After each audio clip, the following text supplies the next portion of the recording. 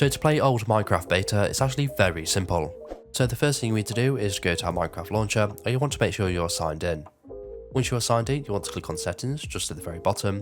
Then you want to scroll all the way down to where it says show historical version of Minecraft Java, and you want to make sure this is ticked.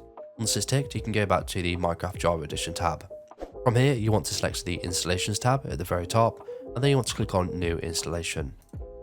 So once we've given it a new logo and a new name, you want to select the versions drop down menu, and you want to scroll all the way to the bottom. From here, you're going to find all of the old versions of Minecraft, including the alpha versions and also the beta versions.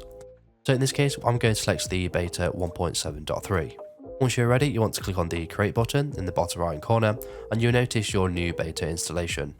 So to play Minecraft beta, we just want to select the play tab just at the very top, and then under the version drop down menu, you want to select the installation you just created. Once you're ready to play that version, you want to click on play, and then you want to click on I understand the risks and click on play. So once Minecraft loads up, you'll notice it will be on the version you selected, and you can go ahead and start playing Minecraft just as you normally would.